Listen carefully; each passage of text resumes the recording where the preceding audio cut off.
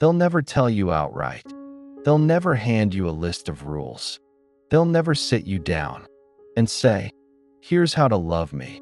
Instead, they test you, not with questions, not with honesty, but with silence, with distance, with withdrawal, with subtle shifts that only you can feel.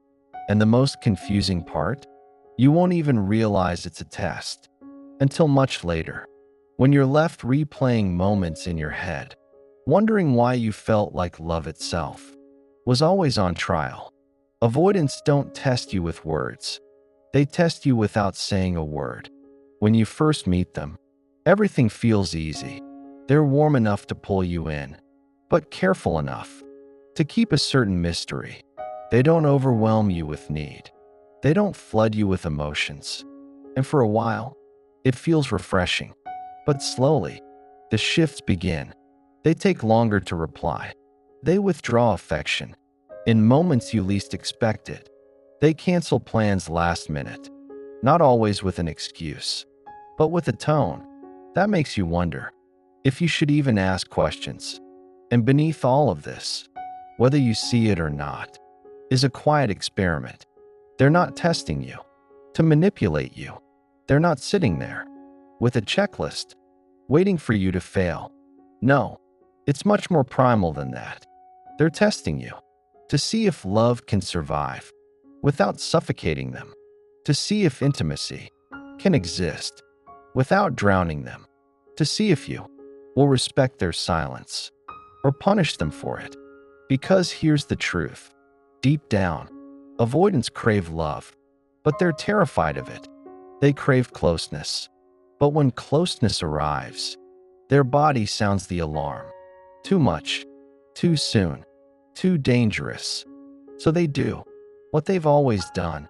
They step back, not fully gone, but just far enough to see what you'll do next. And here's where the real test begins. If you chase them, their nervous system says, "See, love is suffocating. I was right to be afraid." If you grow angry, their fears whisper, "See, love always punishes. It's not safe here." If you beg for closeness, they hear, "See, love takes too much. It will drain me dry." But if you hold steady, if you stay calm, if you don't abandon yourself to keep them close, something shifts inside them. Because here's the secret. The test is never really about you. It's about their past. It's about old wounds that still control the present. It's about the times they open their heart only to be shamed, rejected, or engulfed. Their subconscious remembers. Their body remembers. And so, every time you inch closer, their system screams, "Protect yourself. Push away. Hide. Withdraw." That's why avoidants test love without saying a word. They're not testing your loyalty. They're not testing your worth. They're testing one question that has haunted them their whole life. Can I love you without losing myself? So what do these silent tests look like? They'll ignore a text and wait to see if you explode. They'll pull away emotionally to see if you chase harder. They'll stop initiating affection to see if you'll fill the gap. Each move, silent but deliberate, not calculated in a manipulative sense, but wired by a nervous system that doesn't know another way. And here's where it hurts. You feel it. You feel the withdrawal. You feel the shift. You feel like you're suddenly walking on unstable ground, and your own system responds. Maybe you chase. Maybe you demand answers. Maybe you cry, asking them why they're so cold. But to the avoidant, this confirms everything. See, love isn't safe. Love takes too much. Love never lets me breathe. Yet here's the paradox. If you don't react at all, if you show no care, they spiral too.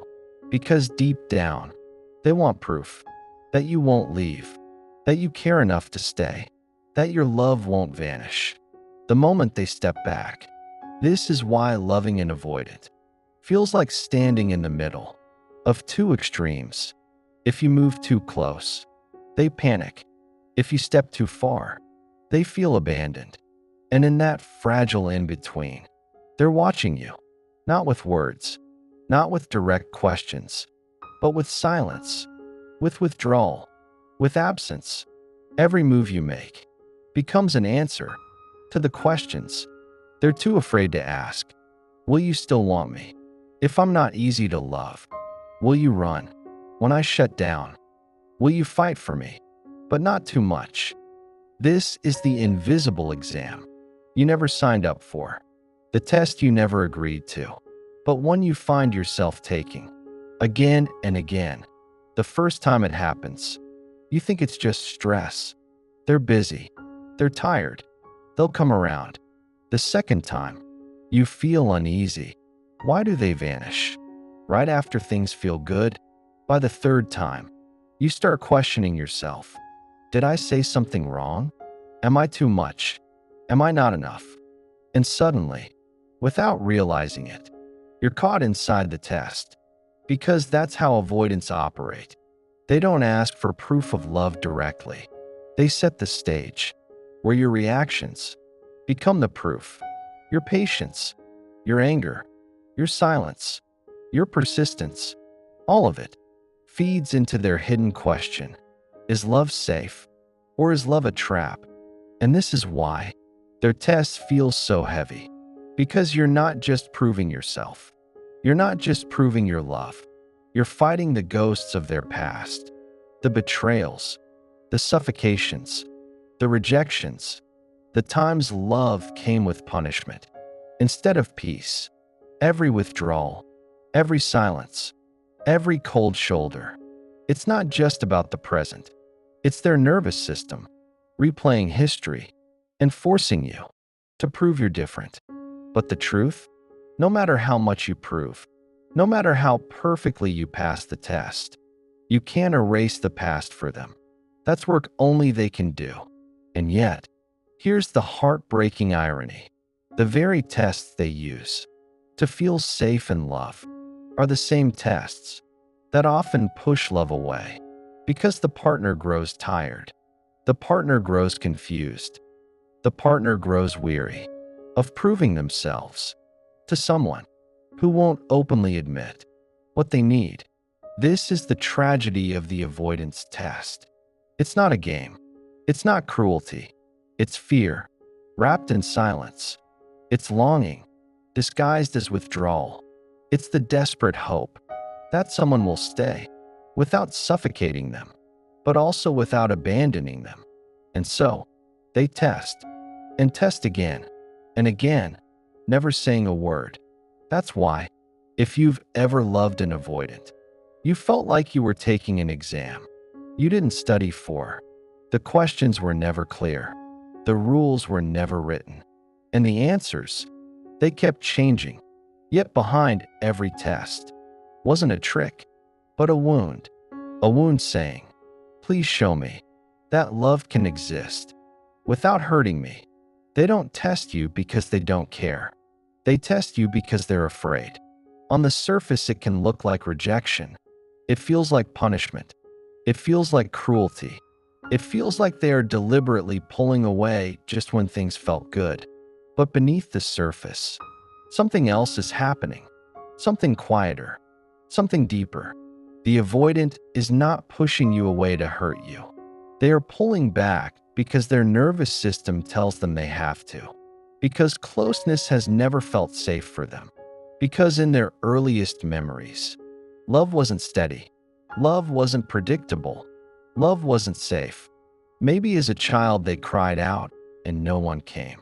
Maybe they learned that their needs were too much for the people around them. Maybe they were shamed for being sensitive. Maybe they were punished for needing connection. And so, without even knowing it, their mind made a rule. If you want to survive, you can't depend on anyone. If you want to survive, you must protect yourself. That rule became their shield. That shield became independence. That independence became distance. But here's the cruel twist. Even though they learned to push people away, they never stopped longing for closeness. Even though they told themselves they didn't need anyone, their hearts still wanted connection. Even though they trained themselves to stand alone, a part of them always craved love. And so when they meet someone who offers that love, when you show up with presence, warmth, and care, they feel both comforted and terrified at the same time.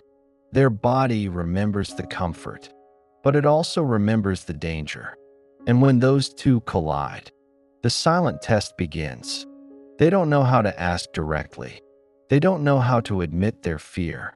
They don't know how to say, "Please prove to me that you won't abandon me, but also don't suffocate me."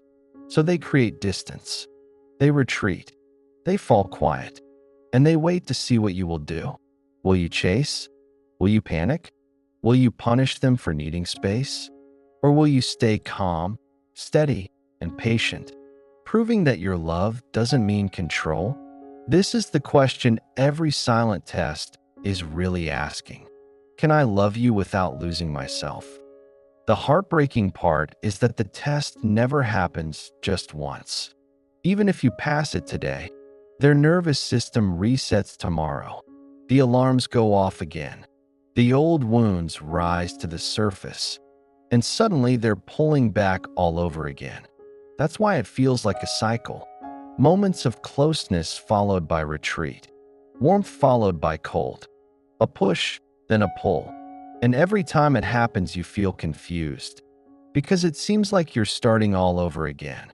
Not because they doubt you specifically, but because they doubt love itself. They doubt safety. They doubt that intimacy can last.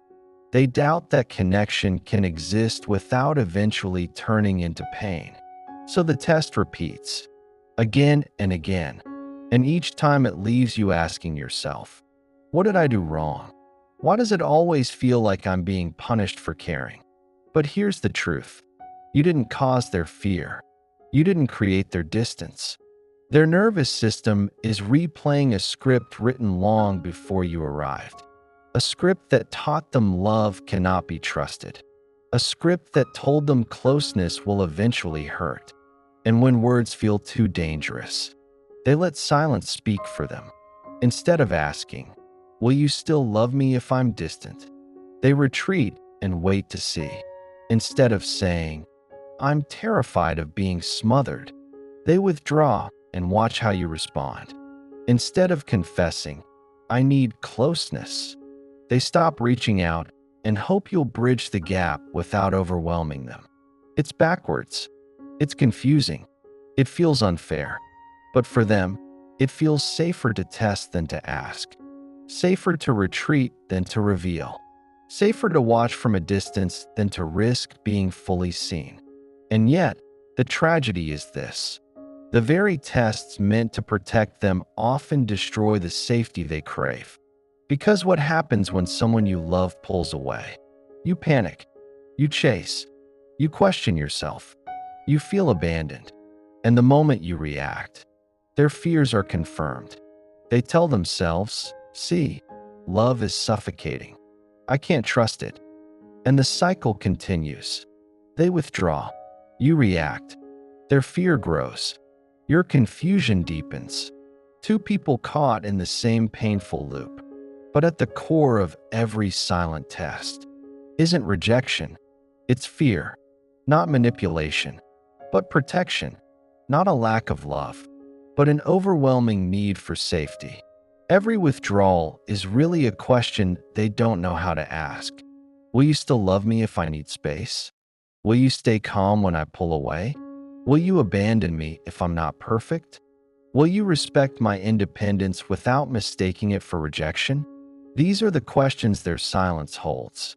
These are the questions their distance hides. These are the questions their nervous system won't let them speak. And until they heal, until they learn that closeness doesn't mean danger, until they can rewire those old patterns, the cycle will keep repeating. Because deep down, they want to trust.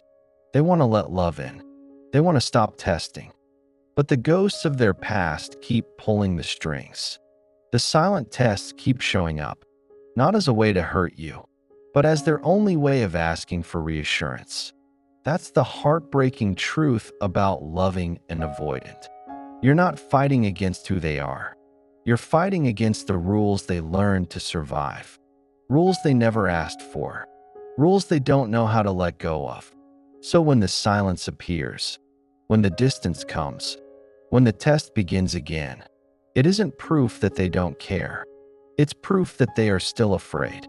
Avoidants rarely test you in obvious ways. It's not like they sit down and plan a strategy. Their tests are subtle, quiet, unspoken. But if you pay close attention, you'll see the patterns. The first place you often notice it is in communication. When things are going well, they'll suddenly stop replying as quickly. They'll take hours, maybe days, to answer a message they normally would have responded to right away. And as you wait, you feel the rising panic. You wonder if you said something wrong. You reread the last message, searching for a mistake. But the avoidant isn't ignoring you because they don't care. They're waiting, watching, studying. They want to see what you'll do with their silence. Will you double text? Will you call 5 times in a row? Will you get angry and lash out? Or will you hold steady, showing them that your love is not about control? It doesn't feel like a test to them. It feels like self-protection, because in their world, constant closeness feels like a trap, and silence becomes a way of breathing again. But to you, it feels like rejection, like punishment, like a game. And in that tension, the avoidant silently gathers data about whether it's safe to let you in. Another place you'll see the test is in moments of conflict. You try to talk about something that's bothering you. You want clarity. You want resolution. You want honesty. But instead of engaging, they shut down. Their eyes glaze over. Their words turn short and sharp, or they disappear altogether. They're not running from the issue itself. They're running from what the issue represents. To them, conflict feels like danger, because in their past, arguments weren't safe discussions. They were explosions. And so they retreat. They go silent. They refuse to engage. But underneath, they're asking a hidden question. Can you handle my withdrawal without exploding yourself? Can you tolerate my silence without making me feel trapped? Can you stay steady even when I retreat? They want to know, if I shut down, will you chase me into the cave, or will you wait with patience at the door? The test continues in intimacy, not just physical intimacy, but emotional intimacy. When you start to get too close, too vulnerable, too open, they'll find a way to pull back. Maybe they distract themselves with work. Maybe they suddenly cancel plans. Maybe they make a joke at the exact moment things were about to get real. And again, you're left confused. You wonder why the warmth suddenly vanished, why the laughter turned cold, why the closeness you felt slipped through your fingers. But here's the truth. For the avoidant, that closeness triggers the deepest fear of all.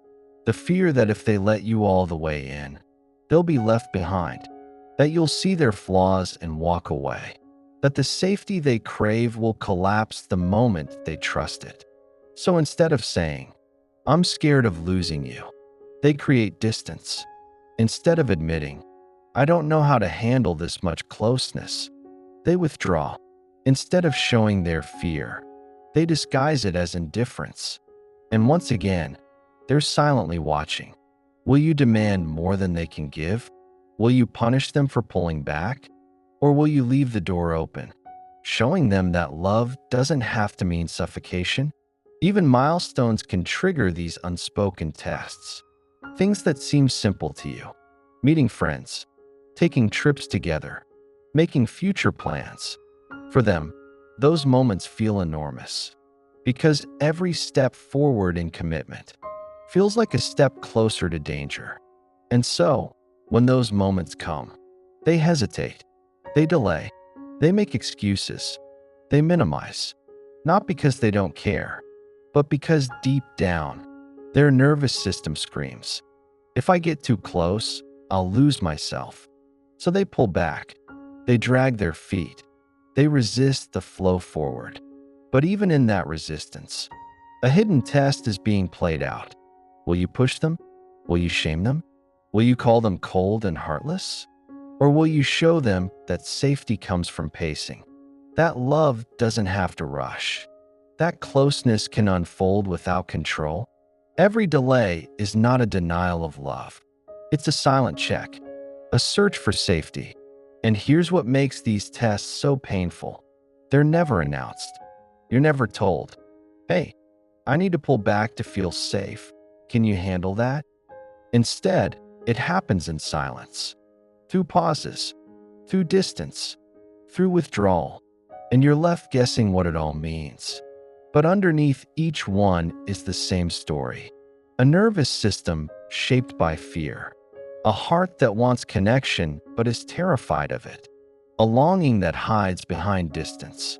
And a person asking, can I be loved without being consumed? Can I be wanted without being trapped? Can I be close without losing who I am? The hardest part about these silent tests is that they happen most often with the people who matter most. The more they care about you, the more the tests show up. Because the stakes feel higher, the risk feels greater, and the fear of loss becomes overwhelming. So when you feel their silence, when you notice the distance, when you're caught in the confusion of their withdrawal, remember this: you're not being punished for loving them. You're being tested by the wounds they carry. And the test is not about whether you're enough. It's about whether they can finally feel safe. This doesn't make the tests fair. It doesn't make them easy. It doesn't mean you should endure endless cycles of distance. But it does mean that the silence has a story, that the withdrawal has a reason, that the test has a root. And that root is always the same: a heart longing for love, and a nervous system that doesn't yet know how to receive it. The silent tests of the avoidant may feel small in the moment. A late reply, a canceled plan, a quiet withdrawal in the middle of closeness. But over time, the cost of these tests grows heavy, not just for you, but for them too.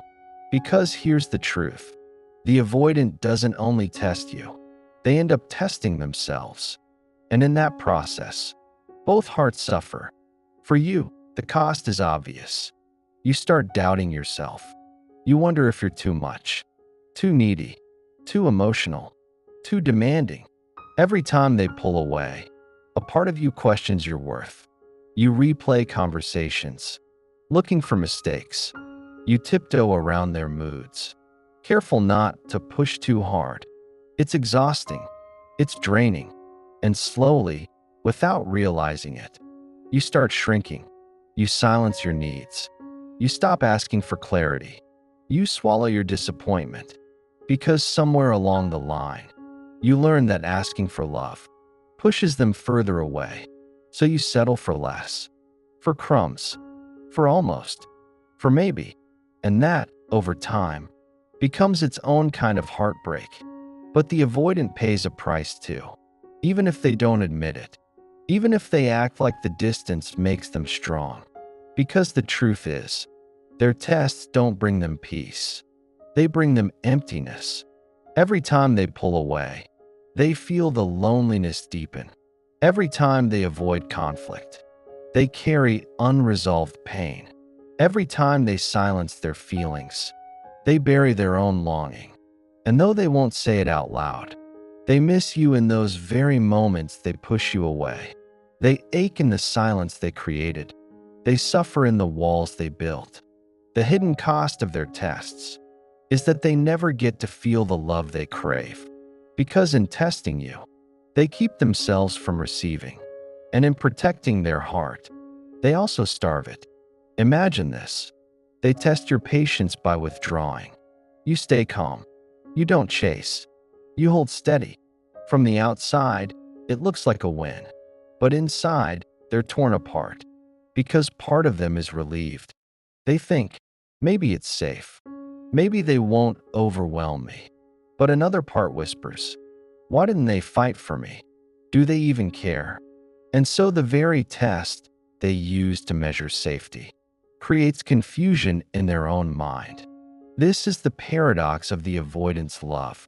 They long to be wanted, but they fear being chased. They crave closeness, but they panic when it arrives. They want proof of your care, but they sabotage the moment you try to show it. And the cost of this cycle is a relationship that feels like a constant tug of war. You move closer, they pull away. You step back, they feel abandoned. You hold steady, they wonder if you care at all. No matter what you do, the ground feels unstable. The rules keep shifting. The safety never comes. And that instability wears both of you down. For the one who loves the avoidant, the cost is emotional depletion. For the avoidant, the cost is emotional isolation. Both lose, both ache, both suffer in silence. What makes it worse is that these tests are invisible. They're never spoken, never explained, never clarified. If the avoidant could just say, I'm pulling back because I'm scared, you could understand. You could meet them with compassion. You could stand steady without questioning your worth. But they don't. They go quiet. They vanish into their inner world. They make you guess. And guessing breeds insecurity. The hidden cost here is trust.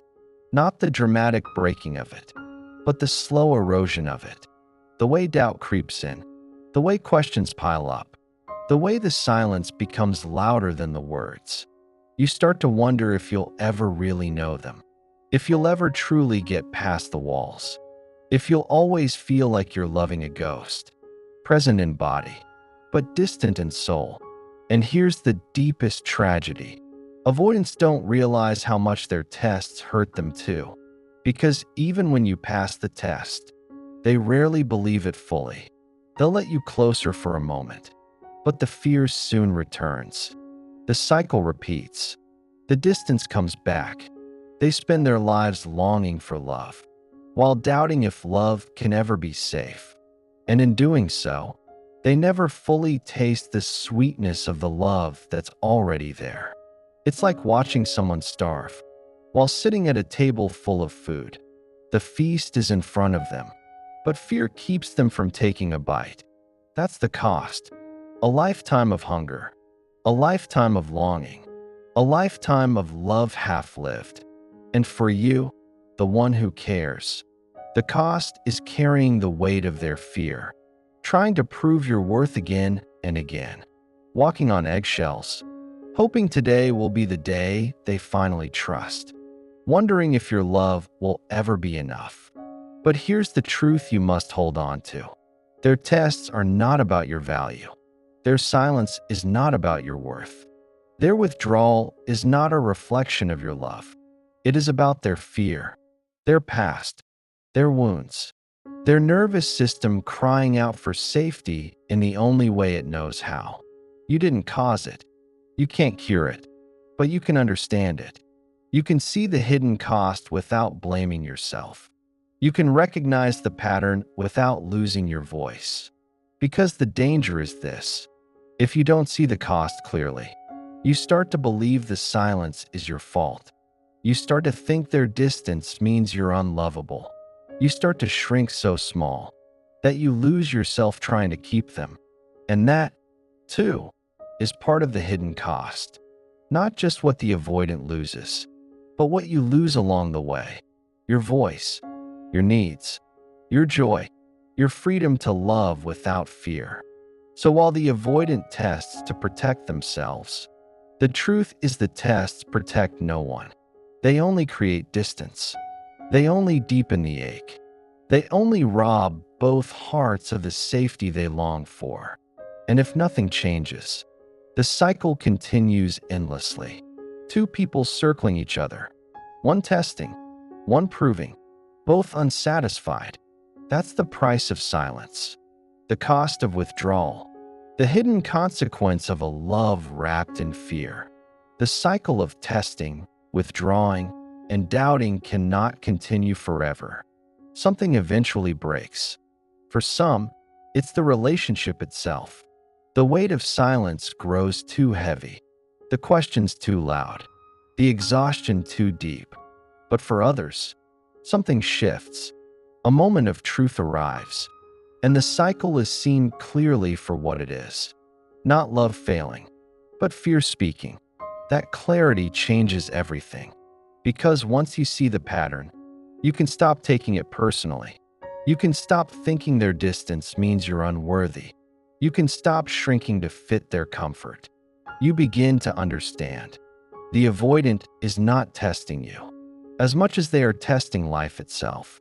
Testing whether love can finally be safe. Testing whether their old wounds still rule them.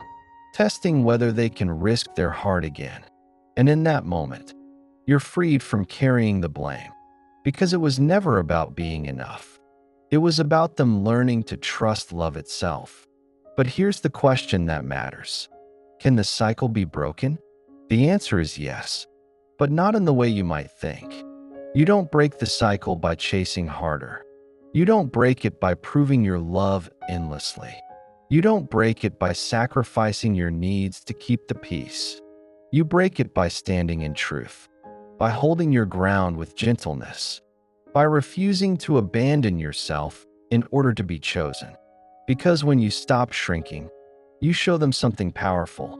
You show them that love doesn't mean losing yourself. That connection doesn't mean control. That closeness doesn't have to equal suffocation.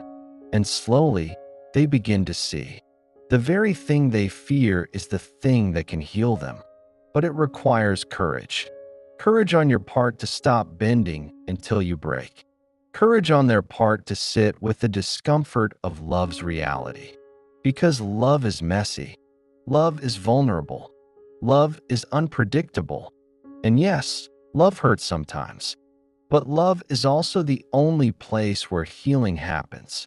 Where safety is built, not by walls, but by presence, by truth, by showing up again and again with honesty, even when fear whispers to run. For the avoidant, this is terrifying. To stay instead of withdraw, to speak instead of going silent, to admit, I'm scared, instead of pushing away. But this is where the real transformation begins. Because the moment they choose truth over silence, they touch something they've been avoiding their whole lives. Real intimacy, not the kind that swallows them, not the kind that abandons them, but the kind that says, I see your fear. I won't run from it. And I won't run from you. And for you, it means reclaiming yourself. No longer waiting endlessly for them to decide. No longer losing sleep over what their silence means.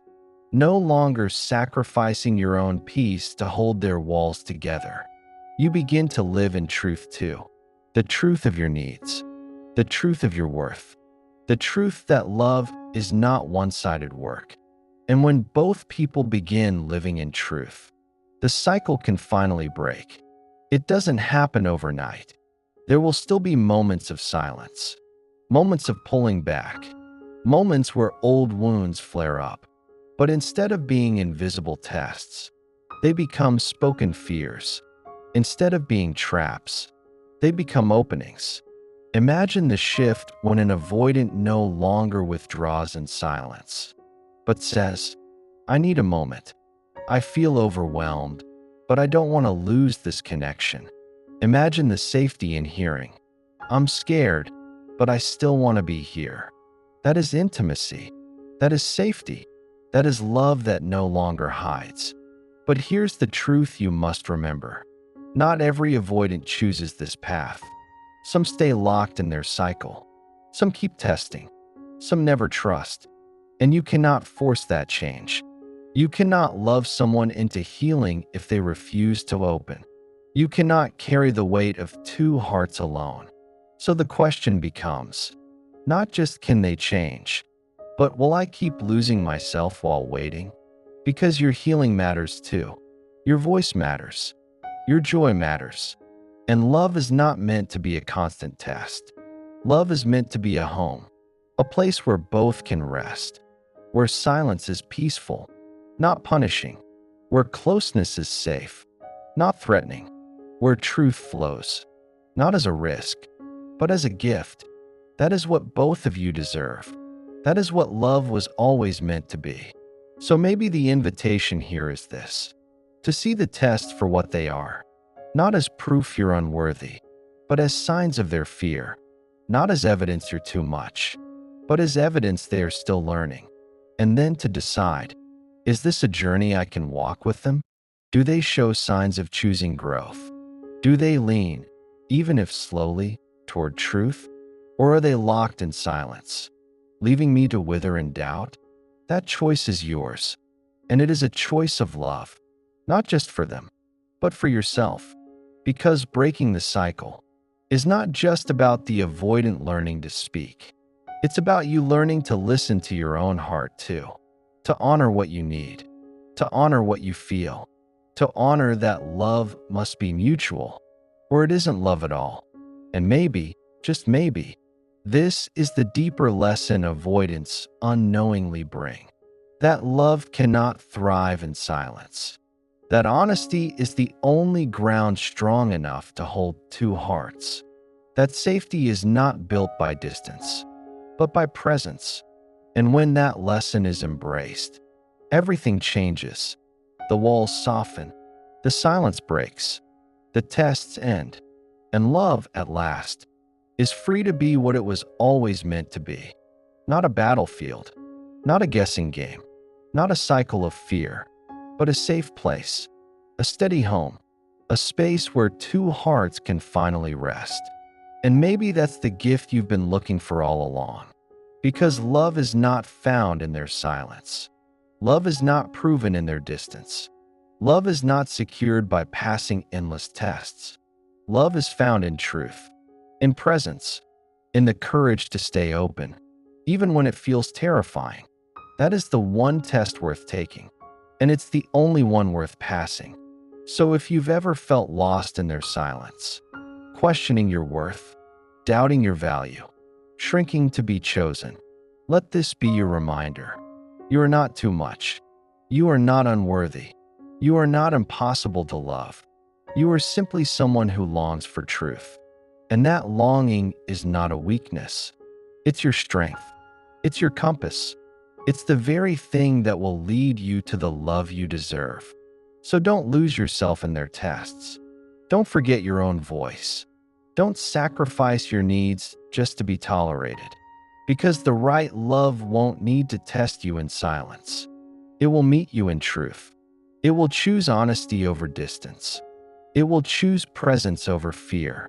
It will choose you. And that, more than anything, is the love worth waiting for. If this speaks to your heart, if you've ever felt the sting of silence, or the ache of loving someone who kept testing your love, don't walk this path alone. There is healing here. There is clarity. There is freedom. And sometimes, all it takes is hearing the right words to remind you of your own worth. So if you're ready to keep learning, to keep growing, to keep choosing love that heals instead of wounds, stay with me. There's more ahead, and I'd love to walk that journey with you.